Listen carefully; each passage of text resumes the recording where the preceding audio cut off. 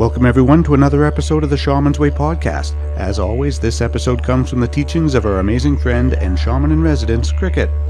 We hope you're enjoying these podcasts as much as we enjoy making them, and I'd like to take just a moment to ask you if you would please leave us a rating and a comment in iTunes or whichever podcast player you're listening to us from. Giving us a rating and sharing this podcast with others is the biggest way you can tell us that you like our show. Now, without further ado, on with the episode.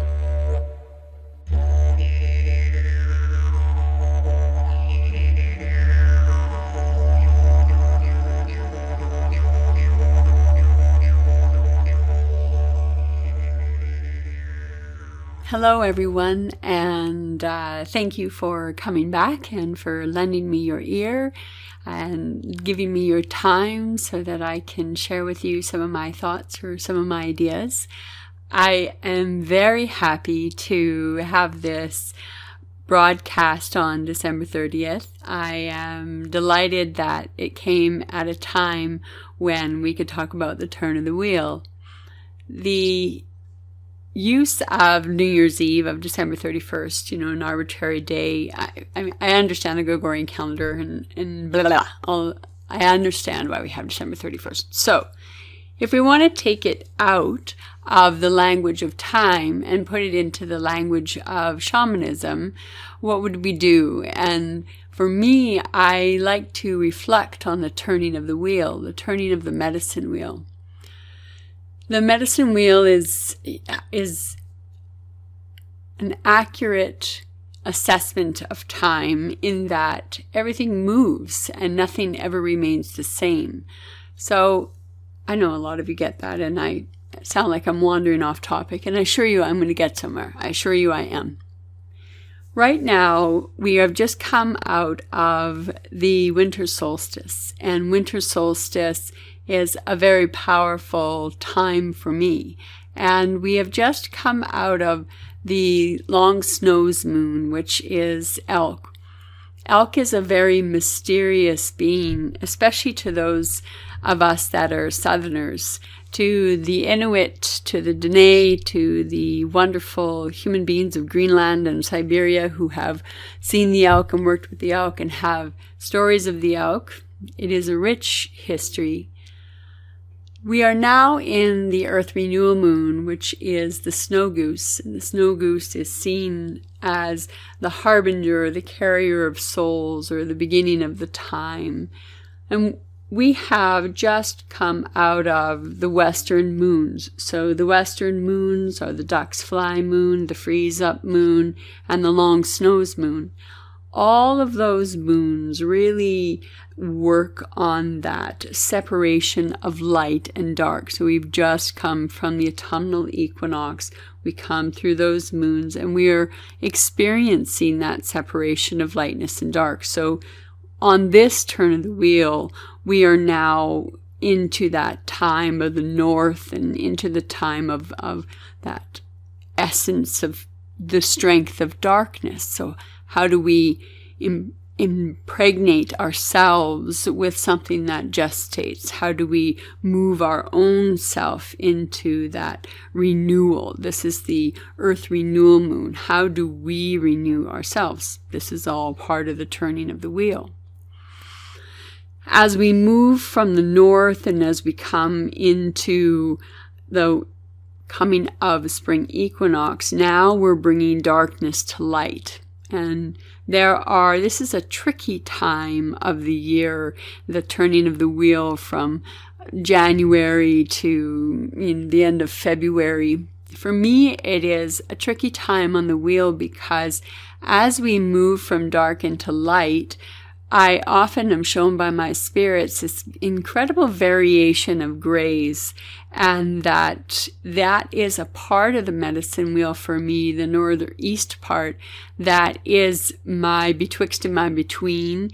It is my blind spot. It is the place where I really need to pay attention when I do spirit work. And that's part of the journey and the travel of the moons. And as I come then into the eastern moon, so the budding trees moon, the frogs return, and the corn planting moon, we now have, a changing of ourselves. We're moving into the eastern part of the medicine wheel. So this is transformation, transmutation even, in that regard, that we are now coming from that place of the impregnation, and now we have the springtime, and this is the time of the foals and the opening of the earth and the waking of the earth. So we too bring forth whatever seeds we have, or we may intend to bring forth seeds. Some seeds take years and years and years to gestate.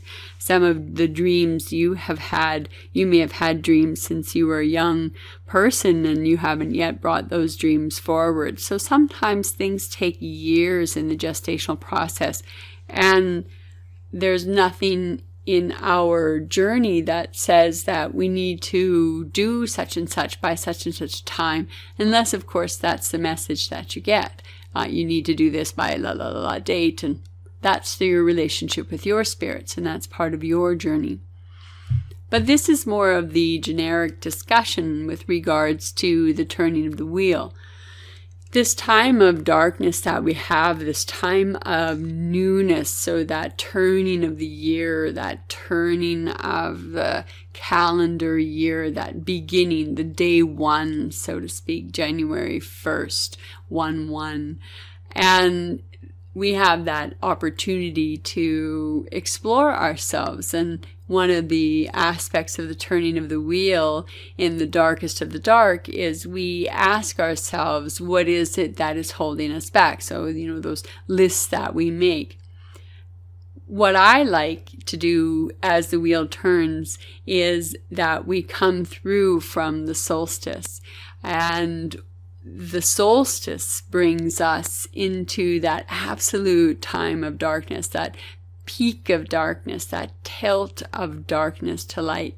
And as we begin to move, because we are not very far out of the darkness, even at solstice, the moon sits, or the sun stays exactly the same on the horizon for 3 days, with just minuscule movements. So even the earth just seems to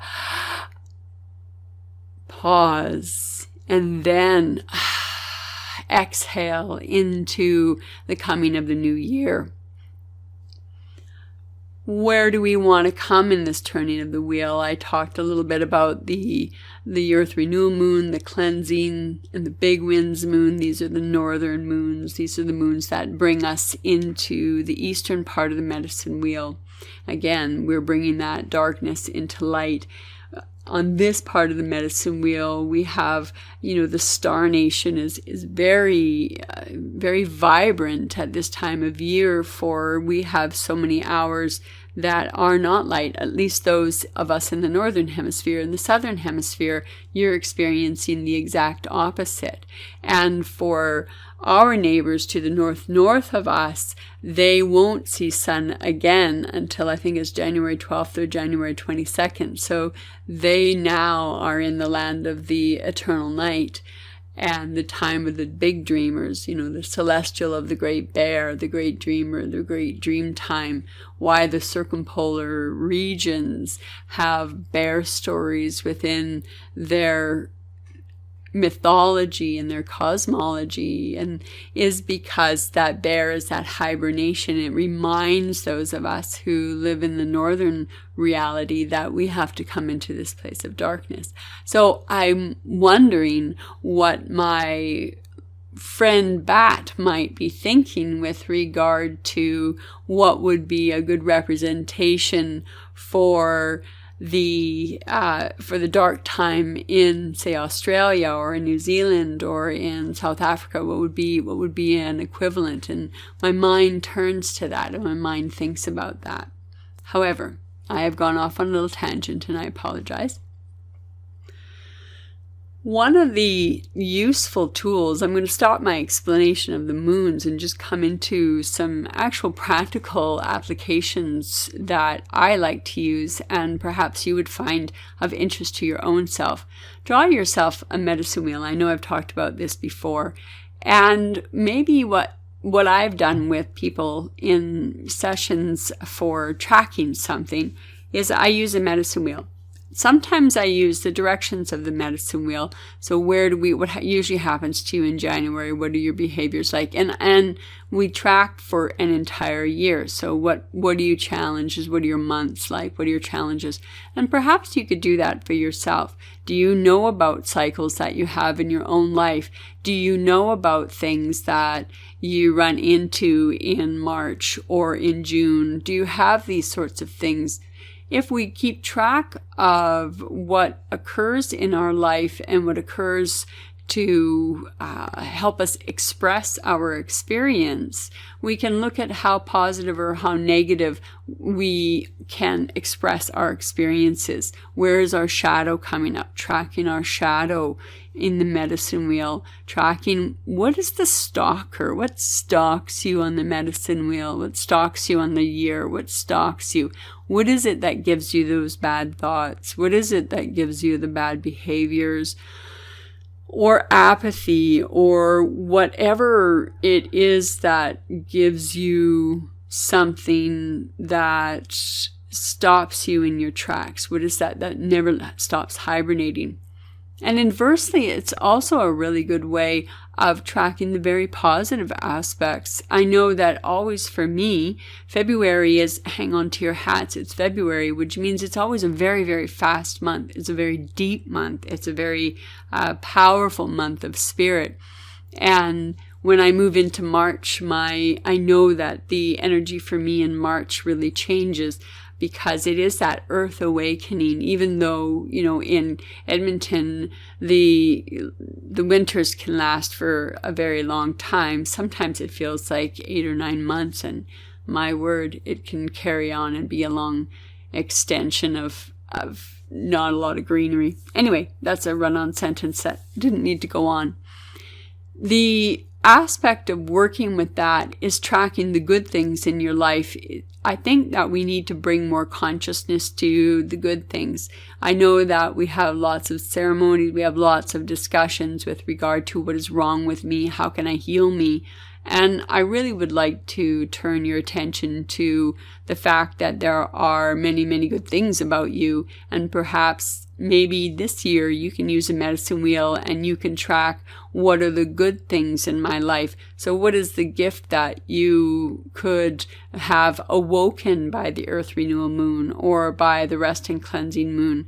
So if we were to travel to the beings that were associated, so if we move to the snow goose and you travel to the snow goose and you could ask the snow goose, what good thing do I have that I'm not expressing? What good behavior do I have that I'm not expressing enough? Or what can I celebrate more? And what if in January to February you went to Otter and you said to Otter, I know I like to play, but maybe I'm missing something. Can you show me a way to have fun, or can you show me a way to work with the water so that water is a fun element for me? And then in March to the February to March, and we work with Cougar. What about going to Cougar and asking Cougar, what have I got that is like super energetic that I'm not seeing in myself? Where can I plug my energy in? When I think of Cougar and I think of March, Cougars are such amazing solitary creatures. They are very observant. They're very amazing creatures to study. And it's associated with a big winds moon. So Cougar is that speed, that change, but also patently aware of the environment and exerting awareness on the environment. By what I mean by that is the Cougar has the ability to observe the environment without the environment realizing it's being observed, like any good predator. What is it in you that has the ability to observe without being observed? One of the things I talk about is the perceiver and the perceived, and one does not occur without the other. And the next month is the budding trees moon from equinox, spring equinox, to in April. So the red hawk, what does that mean to you? What if you don't have any red hawks in where you live? What if you were in South America? Or what if you were in Australia? What if you are in Cape Town? What if you are in, I don't know where you are, but wherever you are? What is that bird that would mean for you that time of spring? What is that bird that would lift you up? So maybe red hawk isn't going to speak to you at all. So who is the bird that you are going to call in? Are you going to call in a songbird because you have an amazing attention to sound and detail? Are you going to call in a bird of prey because you want to see something from high above? Do you want to call in a thrush who has the middle world down pat and can fly in between trees and sees things from a perspective that humans would not see from? So there are so many ways to access awareness, and the relationship between human and spirit, kin, and power animals really moves to help us find those expressions of good things. Instead of, like I said earlier, stop asking what's wrong with me and start asking what's right with me. I have the beaver and the deer, the other two eastern wheels or animals associated with the wheels. So what would it be for you? The beaver is so common in Canada and was almost hunted to extinction. It was a large portion of the trade between Canada and France and Europe, and decimated the aquatic environment along with many other aspects of it. So in Beaver Month, maybe what if we journeyed to the spirit of the beaver, and how can I help heal what has been ancestrally done to you? And even if how can I work with beaver to be that creator? Beaver is a powerful being who is the creator of life to some traditions. Beaver is an amazing being that lives between the worlds and maintains air between the worlds, which is very fascinating. Think about the transformation and the transmutation that beaver has in and of itself.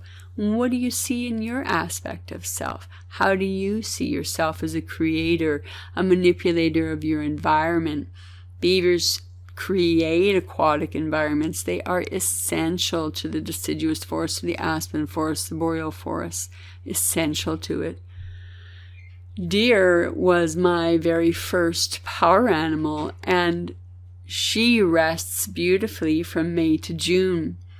What can deer teach you? There are deer and deer genus all over the world. There are some aspect of deer. There are ibex, there are antelopes, there are all sorts of wonderful beings that, although genetically different, have, from my perspective, a certain grace and a certain elegance to them in that family. How could you see yourself with more gentle light? How could you see yourself more camouflaged in your environment in a healthy way, and not in a hiding way, but in a healthy way because you're at peace with your environment instead of hiding in your environment out of fear? Take a look at that aspect. So as we turn the wheel, there's so many things that we can draw to ourselves. We work with the strong sun's moon, and that moon comes to us with the flicker, a small bird, the bird that flies in between the worlds, in between the places, very fast. What is the flicker like?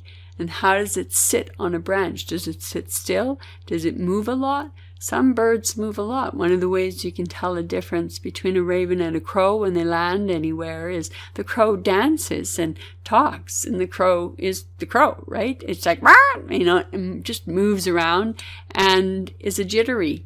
A raven, when it lands, it lands. It sits, its tail goes down, and it may make a sound, but often it does not. the raven is more that patient being, that patient bird. So unlike the flicker. So what does the flicker mean? And then from July to August, there's the sturgeon. So what big fish is in your part of the world? What big fish was hunted by the first peoples in where you live, or perhaps your first peoples? So to Albertans, to Canadians, the sturgeon could grow up to 250 pounds, and it had sustained the village in many ways, from the oil to the skin to the food to the meat of it. It was a well-used and it was a much relied upon fish. So what are some of the fish in your area that you could use? I mean, if these things don't call to you, I really encourage you, as you turn the wheel, to make the medicine wheel personal. If you are not called to something, why not get a relationship or move a relationship to something you are called to? We have the ability to create our own relationship. We don't have to specifically follow a set rhythm, sense, or projection, because we have the downfall and the luxury of not having an associated tribe or place. If you have an associated tribe or place, then for you, it is so, I believe, it is so different, because your blood still resonates the stories. Your soul still sings the songs. My soul still sings my yoik. My soul still calls to be the oracle. My soul still calls to be the vulva. Those stories, the fetish stories, Wainamoinen, the shaman of the Kalevala, inspires me, because that's my blood.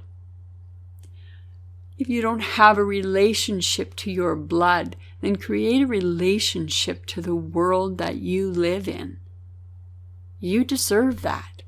You deserve to have the ability to create your own safety within the medicine wheel, and your own lessons that apply to you in the medicine wheel.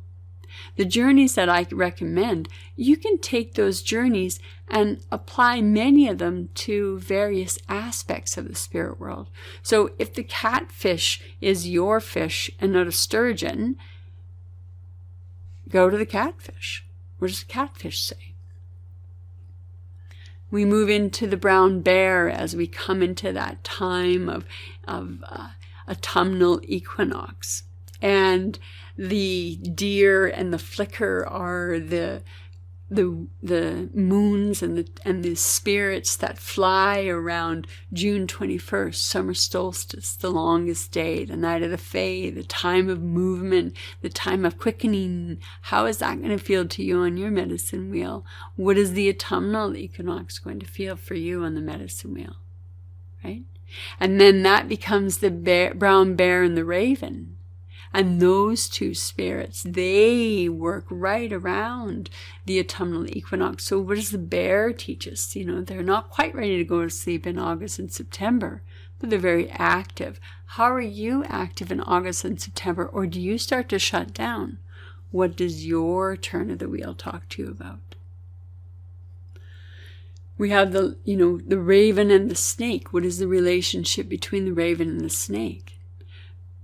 I really look forward to being able to dedicate a podcast specifically to raven.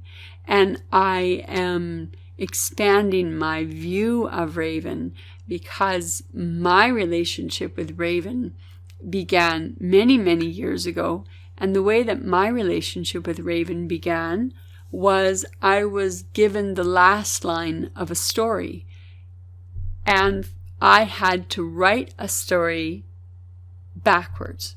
So I wrote a story about a raven who felt sorry for Mother Earth and flew from darkness and to gather the sun and bring the sun back.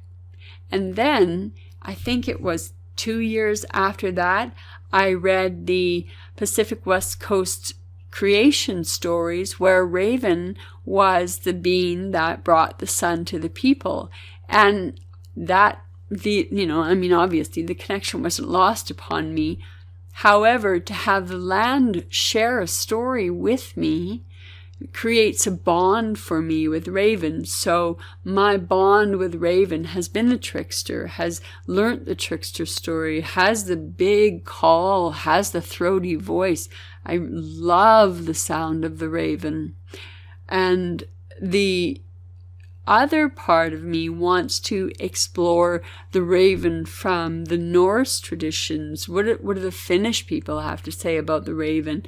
Odin comes to mind with the Norse and his 2 ravens of Hunan and Munin, memory and thought, or thought and action, and him sending the ravens out. And I think that really bespeaks shamanic trance. I think that bespeaks of, the worry that one of them wouldn't come back is the actual worry that while in trance, there's a good possibility that the shamans wouldn't return.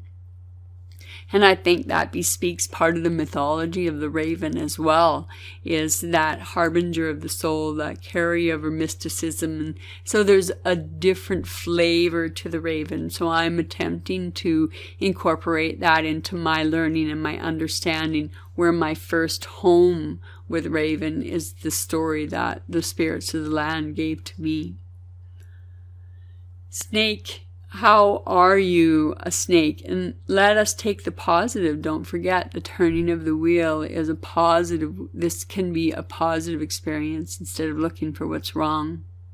Can the snake lead you? The snake is one of the most amazing beings, much like the frog, because it can live between the worlds. There are water snakes, there are tree snakes, there are earth snakes.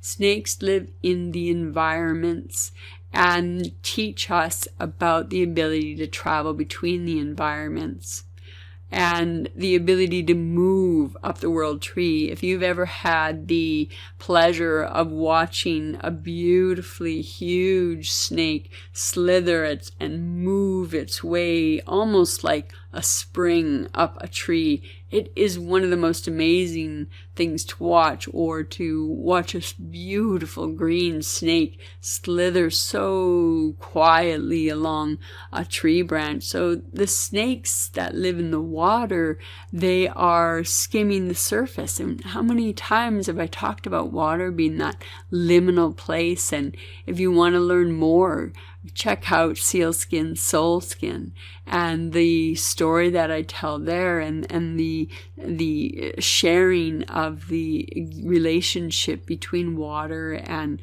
the subconscious and the conscious, between the mysterious and that mysterious.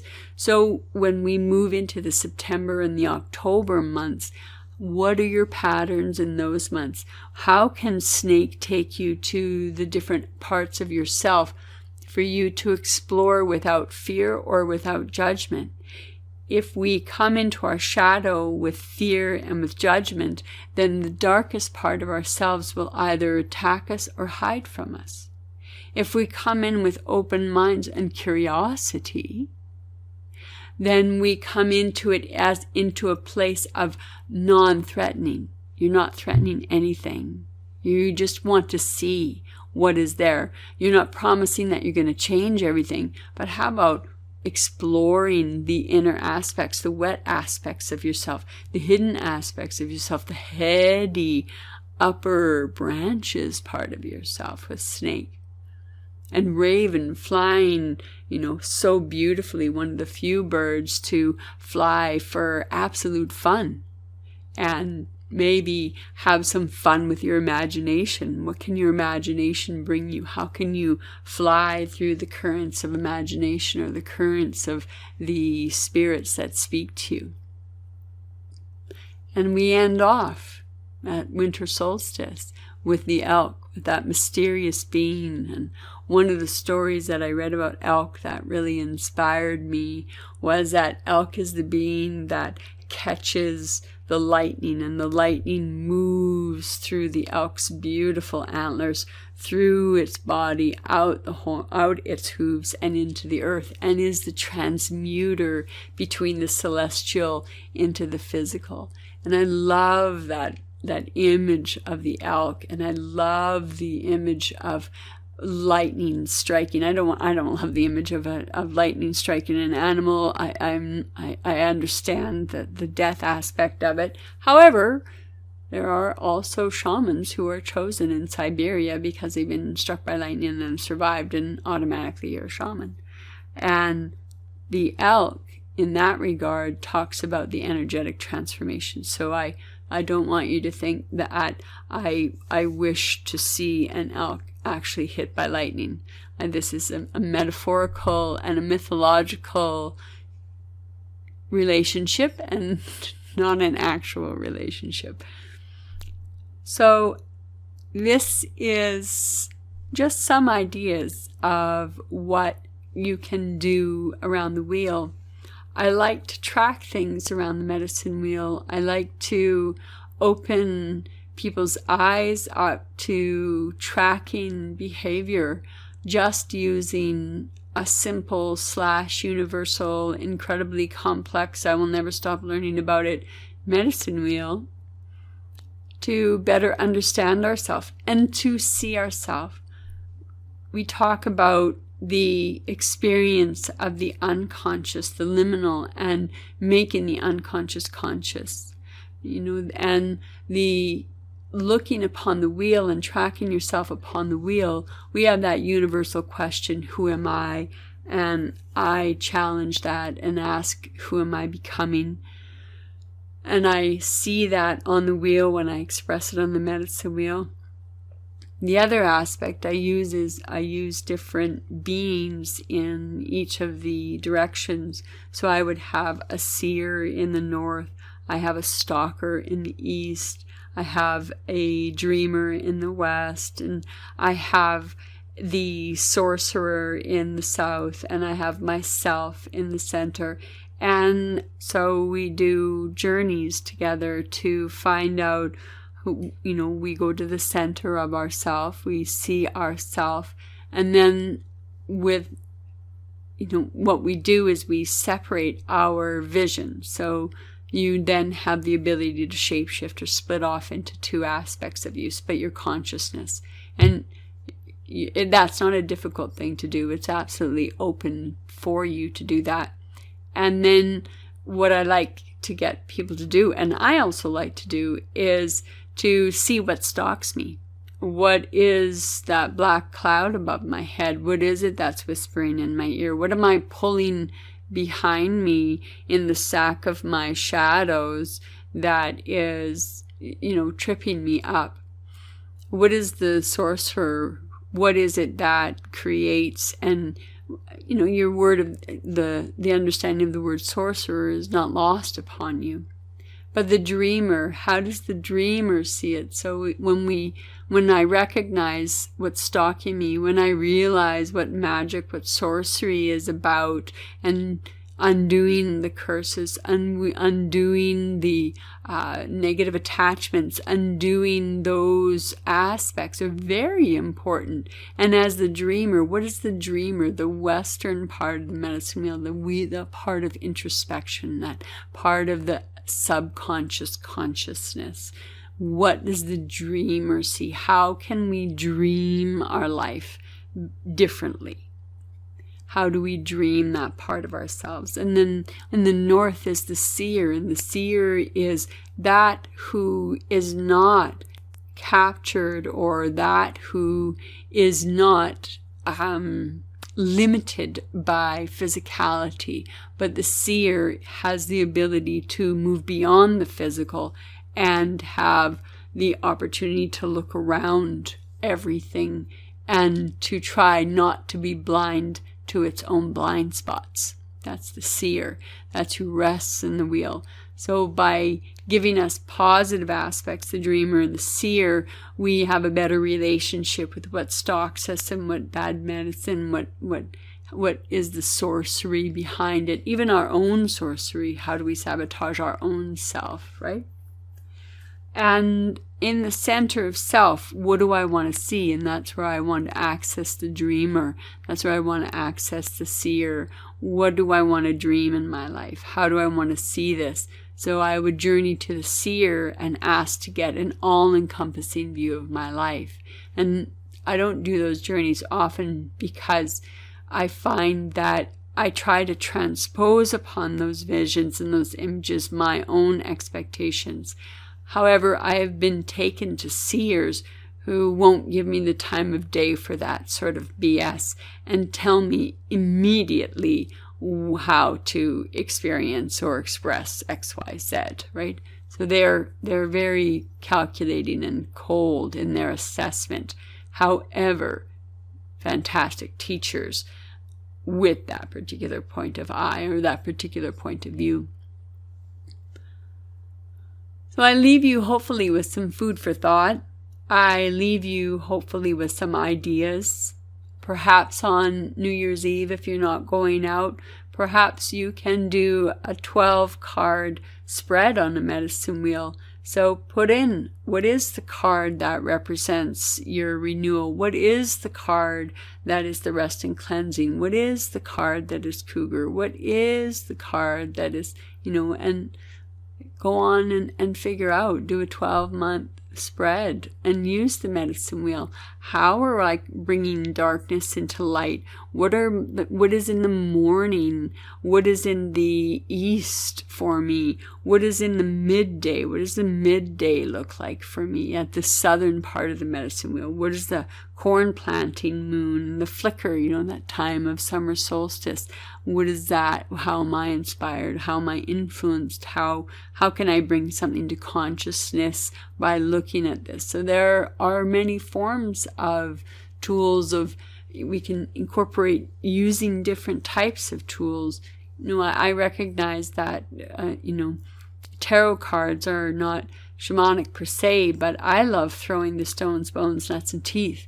And I like teaching about throwing stones. And I ask my students to just pick 7 stones and to use them as a form of divination so that we don't come in with any predisposed or preconceived notions of what this could be or what that could be, and allow more of a free flow of spiritual communication. It's much more abstract, and not everybody likes abstract. So if we bring in a tool such as divination tools, oracle cards, runes, tarot, whatever you're using, those are accurate tools that you can identify with and that you can work with. So we all have different strengths that we bring to the table. And we all have different aspects that we can bring to fruition if we choose to see it. If we choose to map ourselves on the medicine wheel, we choose to consciously look at ourselves, and we deserve to be conscious. We deserve to be conscious in this life. Happy New Year. Happy turn of the wheel. May you share time with me again next year in 2018, or maybe you're listening to this in 2018, and if so, hello and welcome. And thank you for your kind attention. Thank you for being my constant listener. And I am in absolute gratitude of another year past and more of our time spent together and the exploration of shamanism, self, source, and soul. I bid you a most fond farewell. Until next year. Thank you again for joining us here on the Shaman's Way podcast. If you have any questions, would like to make a request for a future episode, or if you're looking for other shamanic resources, including free drumming tracks, please visit us at shamansway.net. Until the next episode, be well, everyone.